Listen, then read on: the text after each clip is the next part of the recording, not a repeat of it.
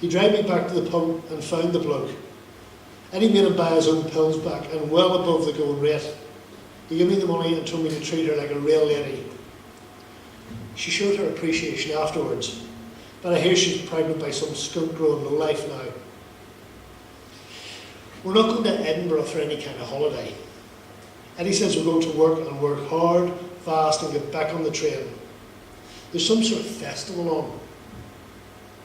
The streets are full of tourists, ones bulging with cash, just hanging around watching the street performers. Buskers always in need of a bit of extra cash, and most of them know the score. Eddie told me the plan, just like the human statue scam. He'll drop 20 quid into their hat, and they'll do their stuff. When they get a mob around them, I'll go in and work the crowd, keep pulling wallets and purses till things get too hot. Eddie'll give me the signal to scarp her, and then watch my back so that I can get away clean. Eddie told me where to meet up, somewhere real posh where they won't expect a street kid like Jakey Mullen to run. In the National Gallery, there's a statue of 3 naked birds, where I've got to go wait for Eddie, just like real cool, and look at the naked women made of stone. Eddie told me they were worth about 10 million quid, so to keep my hands off. I've forgotten what they're called. Eddie, he looks up from his paper, and I feel stupid for disturbing him, so I ask him something else. Are we in Scotland yet? Yes, just over the border. Eddie, what's the statue called?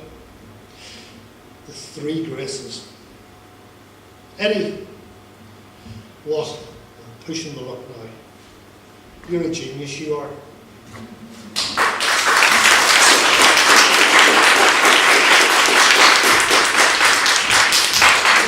Thank you, Dave. And I'd like to welcome to the stage, direct from her recent world tour, Caroline England. Big round of applause, please.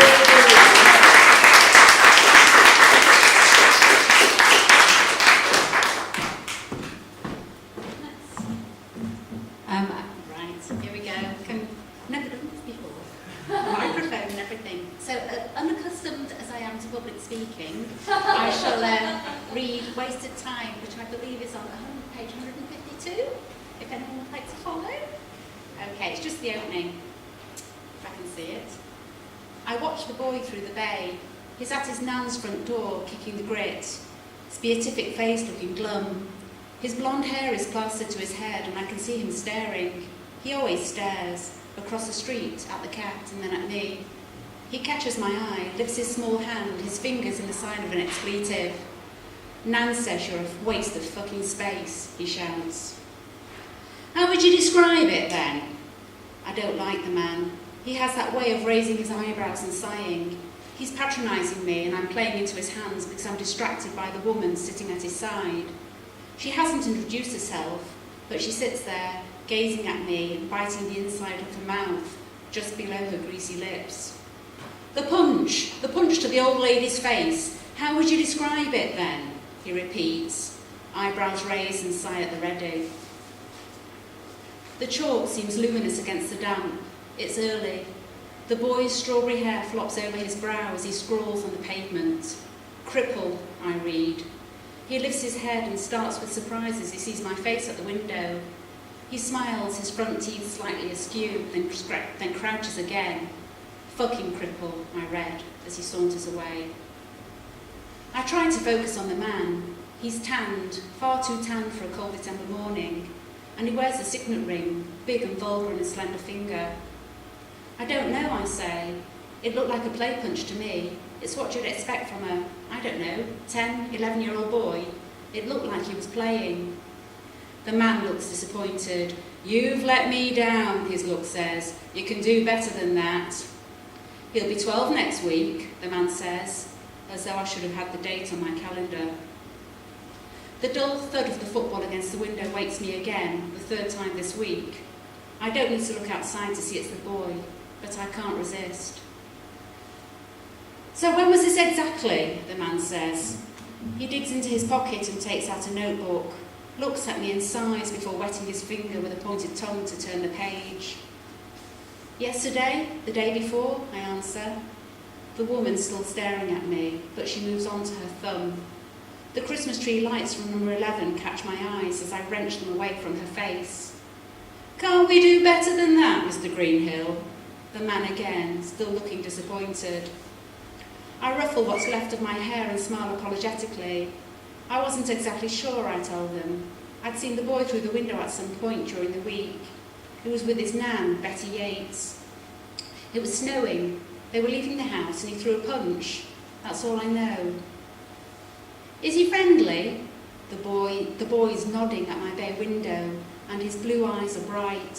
"Can I stroke it?" he asked, squinting against the summer sun. "My nan hates cats." "Look, we've got a missing child right across from where you live. Now I know you've got problems with your mobility." He's patronising me again, speaking slowly and casting glances at the woman, glances which I'm too old or too stupid to see. "But we need to be as clear about everything as possible. Are you following me?" "What happened then? Where's the boy gone?" I ask. "That's what we're here to find out, sir. Now, you were telling us about the punch." He kneels on the floor, holds a biscuit in one hand and strokes the cat with the other.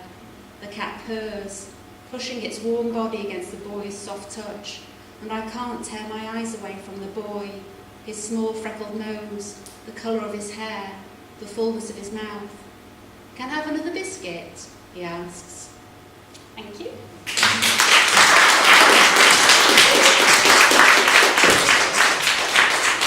Thank you, Caroline. If you enjoyed that, not only can you read more of Caroline in the book, is this quieter than it was? No. All right, okay, it's maybe just me.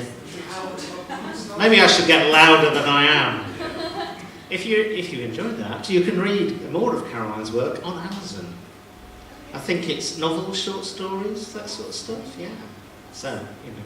And a great anthology. And a fantastic anthology. I don't know if we've mentioned that so far. Now, our next author can't be here tonight, Peter Dyson, because he's too busy having fun in Bruges, I understand.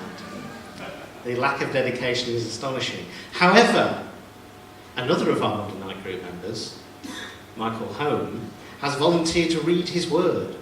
So a huge round of applause for Michael Home, please.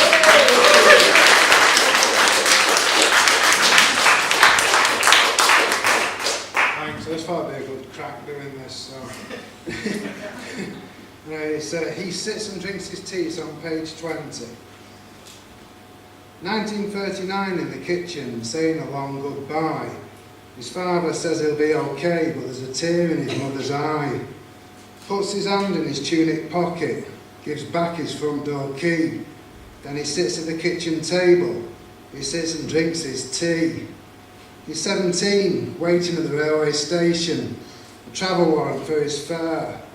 Checks the platform clock and knows he's got some time to spare. A melancholy waitress gives a smile he doesn't see. Then he sits at a corner table. He sits and drinks his tea. On the Belgian border, the French surrender and he joins the big retreat. His chances of survival rest on blood, dog spirit and his feet. He sits towards the Dunkirk beach, although there is no quay. Then he sits amongst the sand dunes and the bombs. He sits and drinks his tea. In battle dress with gun held high, he swims towards the boat. Tries to help another soldier, but a bullet penetrates his comrade's throat. Strong arms reach out in unison to steal him from the sea. Then he sits on deck with the wounded. He sits and drinks his tea. D-Day, re-equipped and resolute, confronts the Aryan horde. The venue for this conflict is a beach they've labelled Sword. Through Normandy and Flanders, then Lille to set the city free. Then he sits and waits for the final push. He sits and drinks his tea. Safely back in Blighty, he dons the suit they gave him at D-Mob. Beggars can't be choosers, he'd take any kind of job. But when Sunday comes, he always finds the time to play with me. Then he sits and thinks of absent friends. He sits and drinks his tea. All the kids have gone now, how quickly they have grown. He knows that somewhere out there, They'll bring up families of their own. His battles are now over. From the working week he's free. He sits alone in a wheelchair, he sits and drinks his tea. He gazes at our faces and the sadness in our eyes, and with the memories fading fast accepts his own demise. I know that he'll be watching us, he'll be looking down on me, and he sits there up in heaven, he sits and drinks his tea.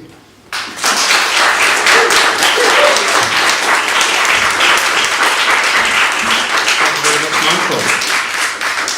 Might have Michael back later, you can read one of your own if you've got it. Yeah. I've not got one of my own, but might be head. That might do it. We're running ahead of schedule at the moment. Our next writer has just come back from, not a world tour, but a walking tour. He's just walked the Pennine Way, bottom to top, I think it was. Is that the way around it works? Or is it across, or is it up? South to north. How long did it take? 3 weeks. 3 weeks. That's what it can do if you're a teacher. But please welcome to the stage Tom Badlam.